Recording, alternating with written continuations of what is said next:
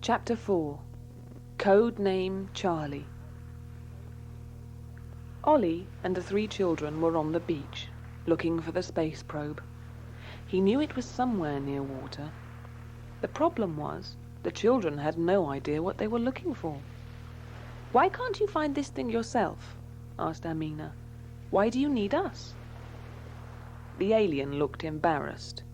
He had to admit that the instrument for finding the probe had got clumsied. To take their minds off who had done it, he held out the magic sphere. Miraculously, 4 ice creams appeared. Ollie finished his first. The children were impressed, but Ollie admitted he could perform that miracle only once a year. He told them that the probe had a code name.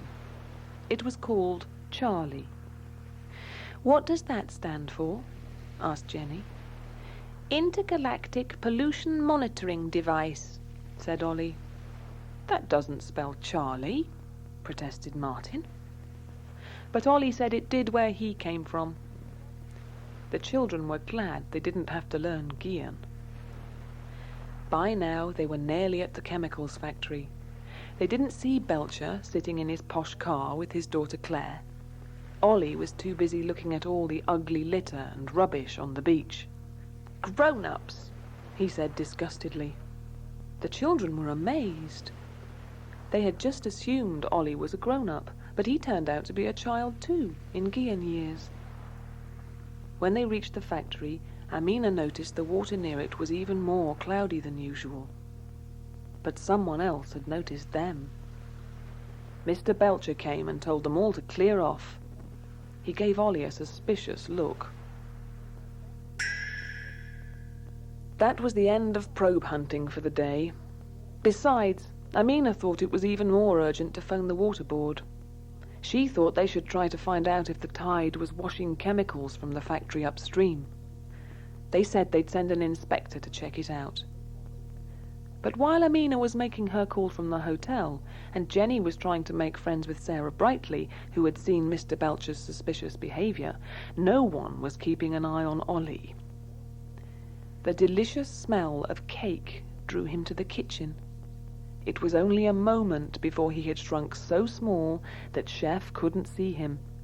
He had soon scoffed almost all of the cake.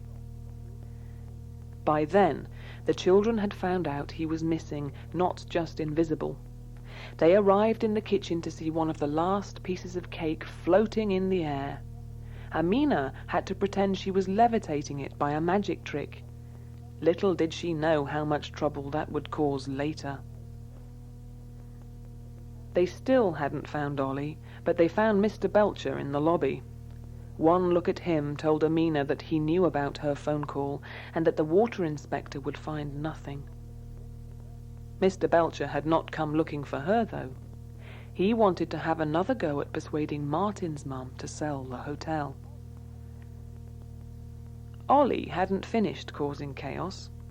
He knocked over another vase, and this time Miss Grant saw it. The sight of a vase toppling over all by itself made her scream, and Mrs. Rowlands, Belcher, Chef, and Joe Lowen, ace reporter, all came running.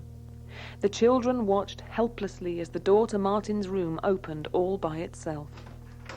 All the grown-ups walked slowly towards the door. Was Ollie about to be discovered?